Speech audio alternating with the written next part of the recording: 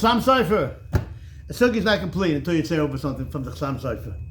Every sugya, every pasuk chumash, every subject, the Chasam Sofer comes and he has a pshat. He has a few pshatim over here, but we're only going to say one now. This interesting medrash, we spent the last couple divrei Torah shiurim discussing this medrash, so we'll say one more now in the name of the Chasam Sofer pshat. The medrash says that when Pinchos goes ahead and kills the people who are committing inappropriate acts in the town square of all places, right here on 41st Street here, and Pinchos goes ahead, kills them, and because of that, the plague stops, and Jewish people live happily ever after, right?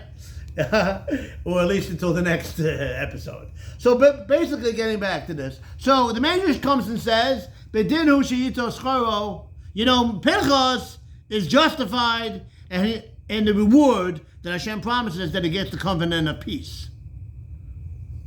Parenthetically on the side, it's interesting that he gets rewarded with the covenant of peace for killing two people. But that's for another time. But basically, the Medrash comes and tells you, you might think that he doesn't deserve anything. No, you should know. It's justified that he gets rewarded. Hello? McFly?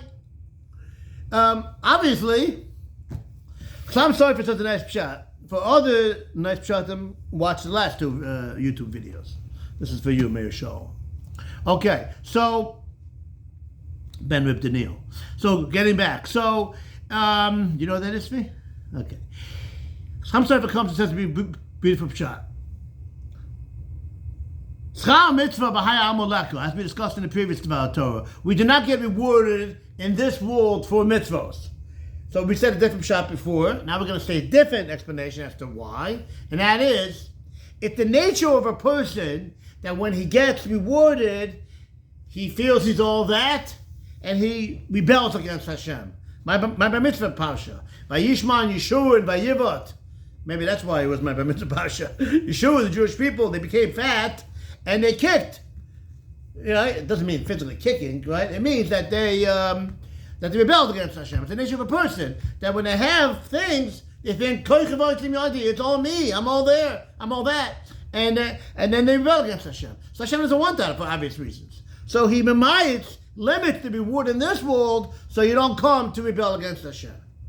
That would apply to a regular person.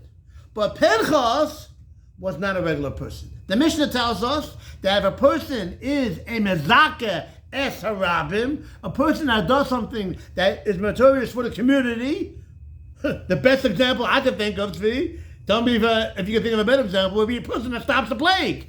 24,000 people died, more people were going to die. There was a terrible thing being, a tremendous Chil Hashem happened, and Pinchas stopped that. That's a great manifestation of a Zikoi Harabim, of a person that does something which is meritorious for the community. So Zach the Chasam Sofer said so beautifully, Pinchas, did I say the end of the Mishnah? A person that does something for the community, Ein Chet Bel Yodo. The Mishnah promises that a person that does something to the community, nothing will happen to him. No sin will happen to him.